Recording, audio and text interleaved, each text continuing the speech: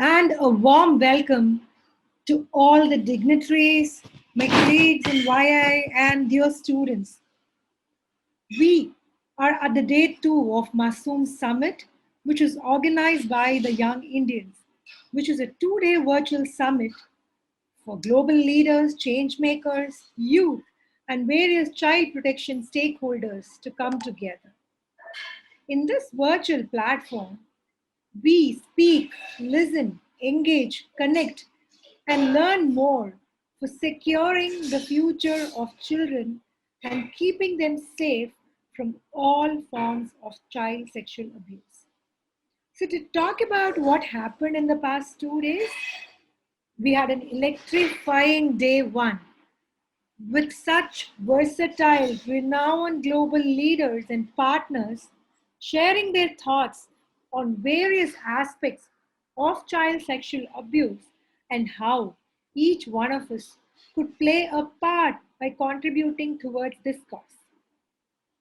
Today morning, we initiated the youth dialogue in the form of a huddle with your students actively participating, and their recommendations would be combated into preventing, as recommendations would be compiled and would be passed on to the relevant government bodies for action. Now, day two is going to be more meaningful, informative, and interesting. I assure you that. And I don't think we would have somebody, we'll be having anyone so befitting than this gentleman that we have to open our day two for us. Indeed, I feel deeply honored and delighted to introduce Dr. Rinchen from Bhutan, currently serving as the Director General of South Asia Initiative to End Violence Against Children. Chapel enjoys high regards as an expert on gender, human rights, and in particular as a key champion of child rights, ending violence against children nationally, regionally, and globally. He continues to support the multitude of agencies, including the SARC Secretariat, in many key regional projects and initiatives. He has an extensive experience in working with the governments of South Asia as well as with UN, INGO, and NGO and research organizations in the region. He is a founding member of SciVac, which is the only SARC apex body for children, and also the key architect and advocate of SciVac in the last 6 years. He is also the chief architect and convener of NACG, the National Action and Coordination Group to End Violence Against Children, in which is the CIVAC CSO platform for driving the vaccination agenda forward, which is operating again in 8 countries. He also takes pride in he's been called as the Grandpa Rinchen by children of Asia and Pacific. So he's a candidate from Bhutan to the CRC committee with elections scheduled tentatively by the end last week of 2020. And without any further ado, I take the honor to call upon Dr. Rinchen to share his thoughts on the importance of bringing together children and youth representatives to build children's advocacy capacity. So let's put our hands together and hear it out from Dr. Rinchen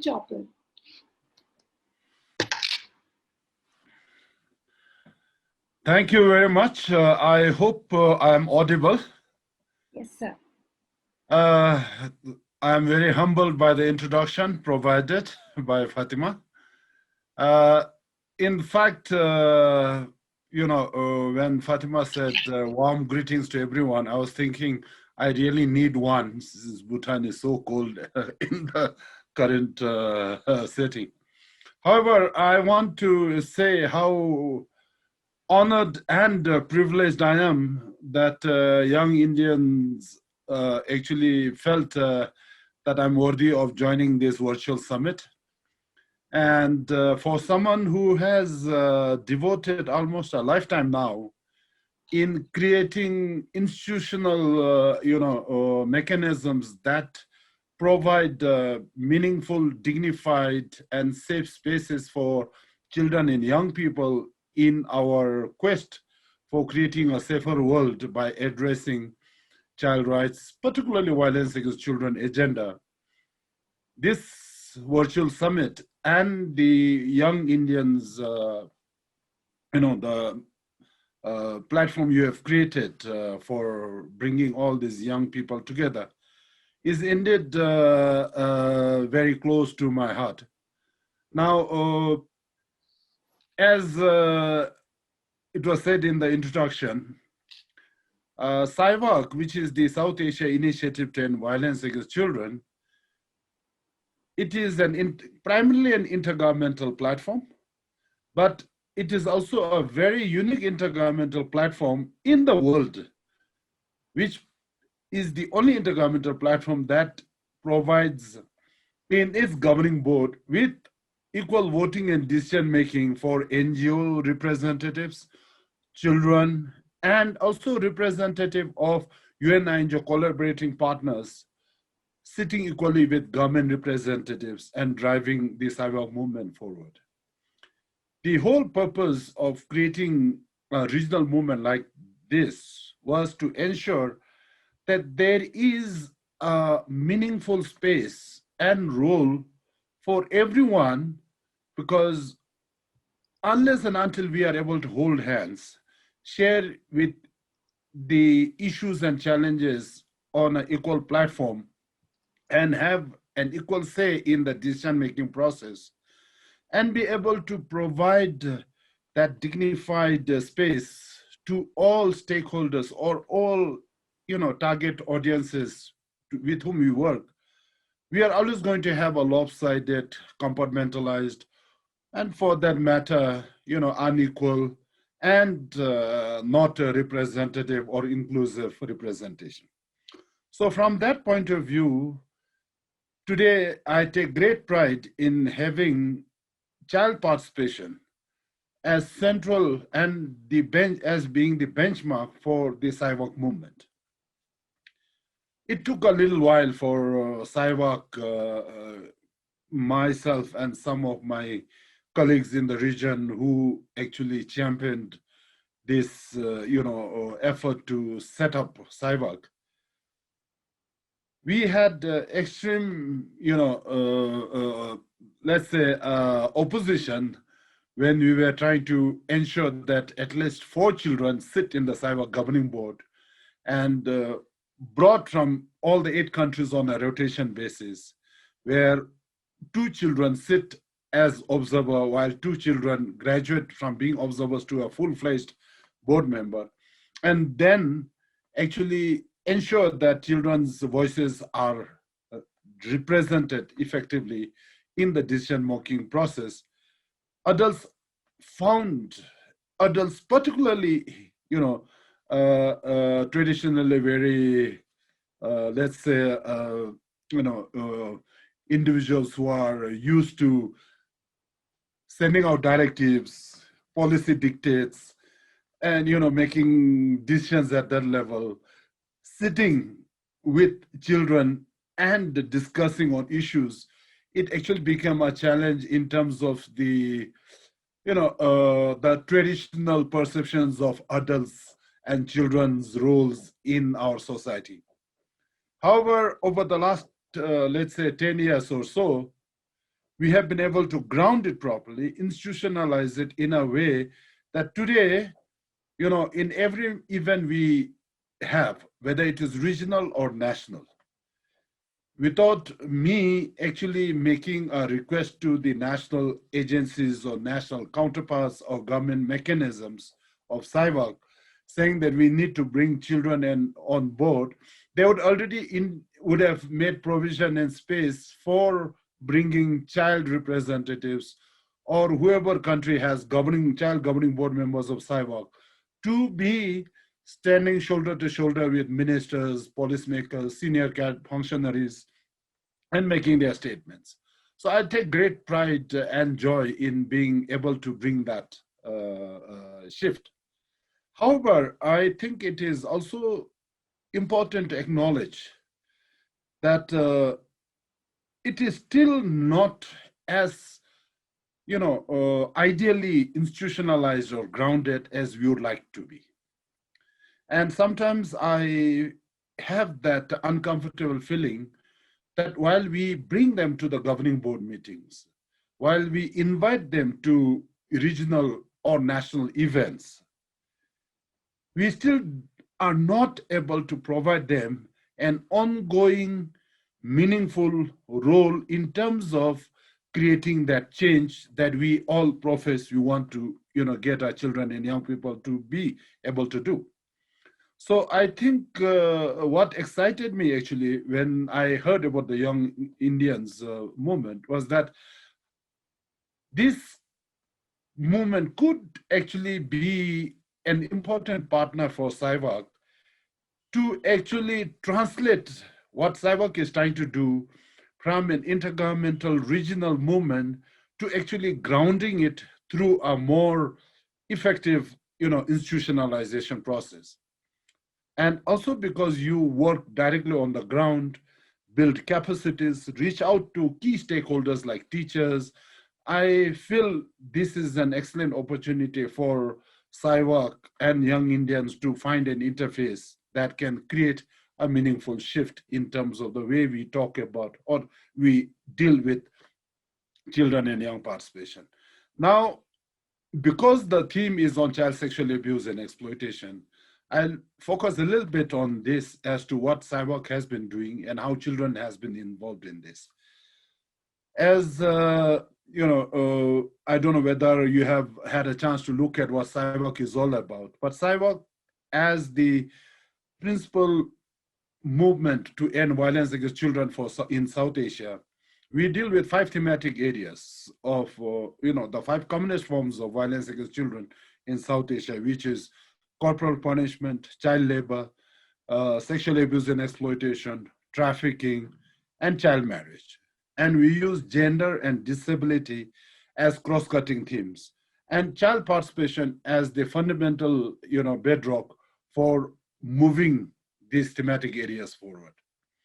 So right from the beginning, as early as 2005, when the initial discourse to, for setting up a regional movement that actually brings 8 entities in our region in a very, complicated, where, we exist in a very complicated environment and, very sometimes painful dynamics that actually compromise on all our efforts in the region. We felt that if a stronger regional movement where children are able to be the fundamental basis on which, cohesion, harmony, and friendship can be created, then we felt that we could create a sustainable regional movement. So as early as 2005, we came, and during that period itself, issues of child sexual abuse and exploitation were discussed by the children. And during that time, of course, the issues of online and digital safety were not as, evident and as obvious as it is now, and as complicated as it is now. But nevertheless, issues of online and offline sexual abuse, exploitation, particularly in the commercial and tourism and travel and tourism areas were discussed.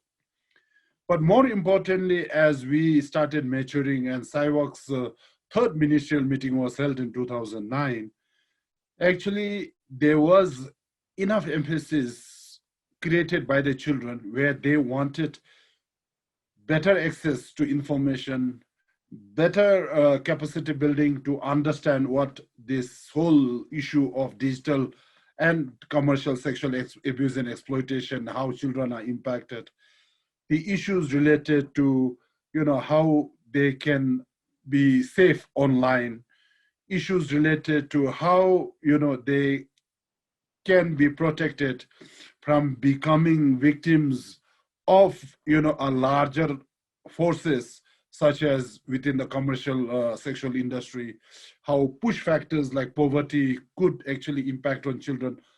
A lot of these issues were discussed as early as 2009, but we had more dedicated children's consultations on this starting 2016, when we had actually the fourth SIVOG ministerial meeting, which was hosted by Government of India in New Delhi. During that period, we actually had the child governing board members sitting with the ministers and all the policymakers. And a decision was taken that given the type of risk factors which we are going through and the type of now information that is available in terms of how child sexual abuse and exploitation is beginning to impact on our lives, the ministerial meeting decided that the cyber regional secretariat should immediately put together a regional action plan to end child sexual abuse and abuse exploitation, including online safety. And since then, we had parallel discussions and parallel meetings with consulting children, getting the children's outcomes, and then using children's outcome, including bringing children's representatives, particularly from the country, in the country where we are hosting these events, and trying to get children's views mainstreamed into the development of the whole regional action plan. And I can recollect three very clear children's consultations which were held. One in Sri Lanka, where we brought all the 8 children from all the 8 countries together over 3 days and had intensive discussions. And we even had elections and appointments of children champions to advance the cause of child sexual abuse and exploitation. And a very comprehensive report of that study became the basis on which we used to feed into a review of the SAC convention as well on trafficking, as well as investing significant inputs into the regional action plan. We followed this up with the prep meeting for the Asian Children's Summit in Islamabad, where again we had children from Pakistan, from all provinces there, and digitally, virtually, all children from the 8 countries linked and had discourse and discussions. And again, that built on the previous discussions and said what more needs to be done. With this, we actually took the regional action plan for the endorsement of the 8th Cyber Governing Board meeting in Maldives in 2019 October, where we had our child governing board members also representing children of South Asia there. And we got the regional action plan to end child sexual abuse and exploitation endorsed in Colombo, in Maldives, during the 8th Cyber Governing Board meeting. This was followed by bringing a message from the governing board by these children, and we organized the Asian Children's Summit in partnership with ASEAN and Child Rights Coalition in ASEAN, and bringing children from Greater Asia and Pacific region for 3 days in Bangkok, where we had different thematic areas. And one key thematic area was children in the digital environment. And the outcome of the children's work on digital environment actually continues to guide the work now we are doing with children. And today, I'm happy to report here that I have children's consultations going on in different countries.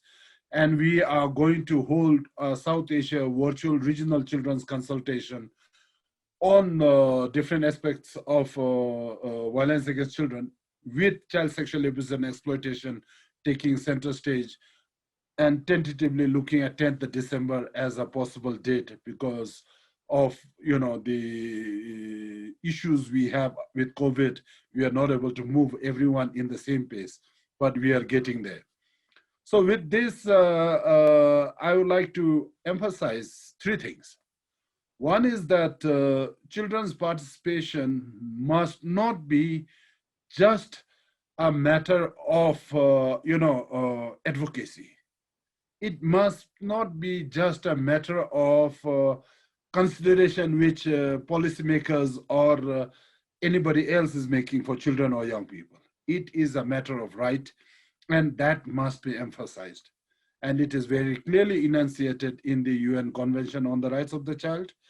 And we must ensure that every country, whether they are, signatory to CRC or not, must ensure that we give meaningful, dignified decision-making spaces for children and ensure them that, we involve children in their own protection and more importantly, as important change agents.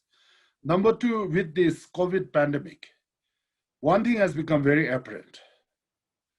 It is not going to make a difference in terms of what laws are enacted, what policies are being framed, in as much as ensuring that we create more conscious movements on the ground, involving communities, involving families, involving grassroots organizations, and more importantly, using children as agents of change and use their peer support and strength to be able to move forward, including schools, any other educational institutions, or for that matter, even children and young people in the farms and in the far-flung villages, who can be brought together as not only key surveillance actors, but also who can help us to understand better how to deal with these push factors that is impacting on our communities and going to keep a lasting for a very long time, burden on all of us till we can,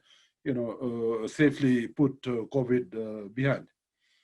Thirdly, I think it is so crucial that unless and until we build capacity of parents, teachers, caregivers, and the grassroots actors in terms of what digital education is all about, how to keep children safe online, how to ensure that we move fast in terms of providing security and safety and be responsive, I think we are not going to make much difference.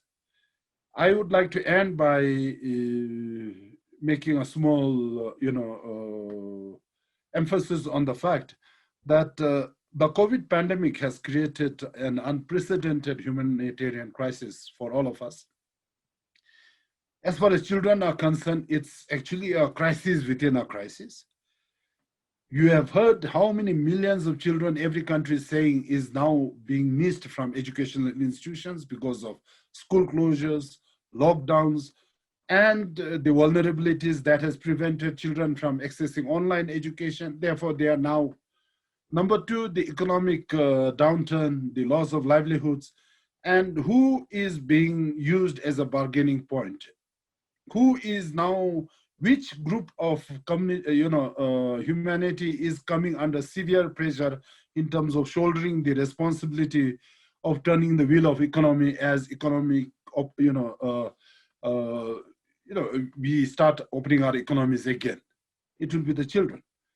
And we have to make sure that children are not made to bear the burden of turning the wheel of the economy. Children should not be cheap labor bargains. Children should not be, missed out from living their dreams, mainly because families are not able to, provide for themselves. Children should not be pushed into marriage because families are afraid of either for their security, so-called security, or pushing them into child marriage because there is better opportunities for the other members of the family to survive. There are a lot of these issues, and I think we have reached a time where children and young people probably are the only ones who can see or provide us a way forward for us to move without too much damage out of this COVID pandemic. And I think we need to recognize this and uphold this effort to reach out to children and young people. And I congratulate young Indians for your efforts. And I'm happy that We Protect Global Summit has also partnered with you. They have been very useful and meaningful partner for SIVOC. not just cyber, but globally, a lot of work is going on with in collaboration with We Protect and the Global Alliance to End Violence Against Children. And I hope that young Indians in cyber over the years will find a meaningful partnership. I had promised to Piyush that I will upload show a video that was made on children in the digital environment during the Children's Summit in Bangkok. But unfortunately, I still could not get it done. I think I still need to talk to my grandchildren a little bit in terms of how I can improve my digital education. But I apologize for that, but I will try very hard to reach this video to PhD in the next few days. Thank you very much. I end here and I'm open for any questions you may have.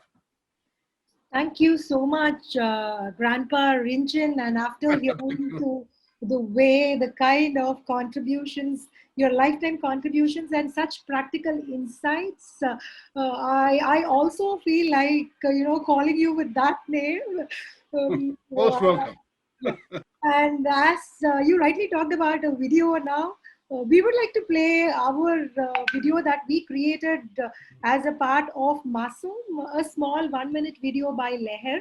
Piyush, Mayank, can we have that video played now before we go into the further questions? Yeah. Yeah. So we take the honor of playing it for you and would like you to watch.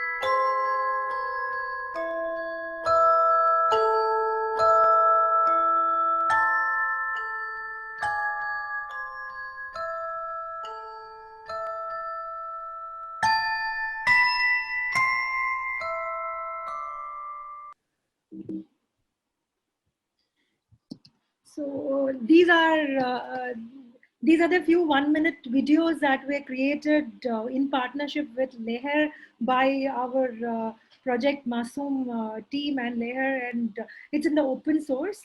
Along with that, we would also like to play our summit video here. Mayank, could you please do the honors, please?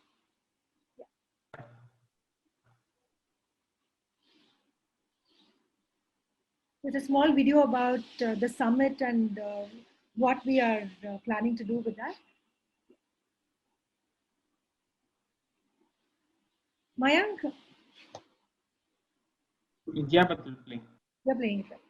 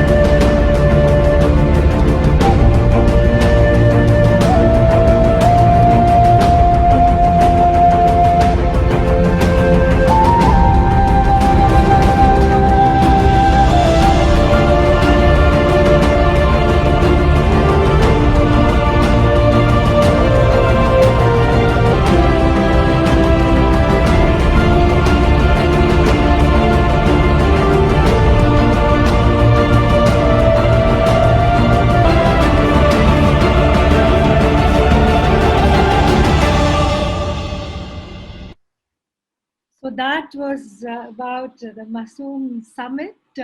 And I actually admired your perseverance in making sure that uh, children are made to represent, because I believe that it is the right of every child to participate and raise their voices to improve better protection, and to facilitate better decision making, and also to strengthen the rights and well-being of children. This is very essential. I felt the way that you have persevered, the way you should have really been a fighter, doing it, standing on the ground, saying, yes, we need to put children with, in the high recommendations, or they should be represented. What was the real challenge that you faced? A few words about it. What were the real challenges that you faced on ground when you had to actually take children onto the board? Well, one is very simple. You see, we are too transient. You see, somebody is here, starts an excellent project or program, and halfway through, this person moves on, somebody comes and starts something new. So therefore, we never actually are in a position to continue in a consistent, sustainable way, whatever we start. And this is the same, I think, challenge we have. And fortunately for me, I have been the face of, for a while, the child rights movement in South Asia as early as 2009, 1994, when I was representing government of Bhutan, and then later on, in different roles in the region. But I've always stayed with children and human rights. So that was one advantage. And I've been able to move consistently in terms of building brick by brick, building blocks and actually moving it forward. And I believe a lot of wonderful activists, champions, uh, do not have that opportunity, no matter how passionate they are, because then they move on in life, and life is not always constant, you see. So that's one part. Number two, I've always felt very strongly that unless and until we actually invest in children and young people, we cannot guarantee a future that can be better than now. If we can get our children and young people actually made to understand and convince them what type of a world they want to live in, then I think they start becoming more conscious of the limitations of now and the aspirations for tomorrow. You see, and I think that is the other fundamental basis. The third one is that I've always been in different programs, projects, different responsibilities where I hear a lot of people actually talking passionately about child participation, wanting to do something for children, write beautiful project documents on children.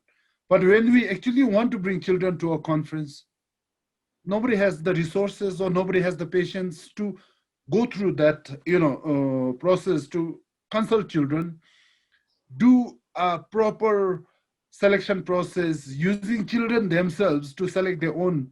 We always decide whom we want, and then we tell children what you want them to speak. And I think that has actually been one of the biggest challenges. And I felt something has to be done if we are going to be honest with ourselves as well as honest with our intentions. And that has moved. And I was lucky to get an opportunity to create, with help of some of my very passionate colleagues from South Asia in the 8 countries and many well-wishers from across the globe, to move this regional movement forward and institutionalizing the organizational framework, the policy framework, mission mandate. So it's actually not just me. I have the privilege of taking credit here today, but it is the work of lot of people who has, contributed along the way. But we are still way far away from really doing justice to what we are actually professing today. Thank you so much, Dr. Rinchen. Very well said. And I would also like to mention at this point that we at YI started our work with young children, and we have a committed around 3,300 members, and we have close to 25,000 students, US students. And we have a very wide network where we directly work to create awareness and now into the advocacy and action and advocacy stages. So it's been a real pleasure and an eye opener for people like us, at least to listen to how SIVAC has been, helping out children in a lot of areas, and how you have been instrumental in doing this. I really believe that Piyush is not going to leave you, and we are going to have a good partnership, and we are actually looking forward to creating that change together as organizations for the global peace. So, with that, May I take 10 seconds yes, to, sir. you mentioned that I'm also a candidate to the CRC committee from Bhutan, but I'm the only candidate from South Asia. And I've been fighting to get a South Asian candidate to the CRC committee as early as 2015. And finally, when none came forward, so I actually stepped forward, and government of Bhutan was kind enough to sponsor my candidature. The Our, election is on 24th of November in New York. And if I cross the bridge, I will let you know. And hopefully, then I will also be able to advocate better for children of South Asia, as well as for SIVAC and for you, young Indians. So I hope that I'll be able to give you, maybe give you good news after 24th. But I hope that you all will give me your good wishes and prayers so that so thank you very much, and I thank Piyush Ji for he's very nearby, but now the COVID has made it seem as if we are living in North Pole and South Pole. But hopefully very soon I'll have a chance to also meet face to face. I wish you good luck. Congratulations for this wonderful initiative. I really, really think young Indians can make significant change in terms of creating a better South Asia for ourselves. Thank you very much. thank you so much, and undoubtedly, our wishes, our prayers, and everything is with you. And we are also waiting for a good news soon from your end. Thank you so much, Thank Dr. you very much. Thank you very much.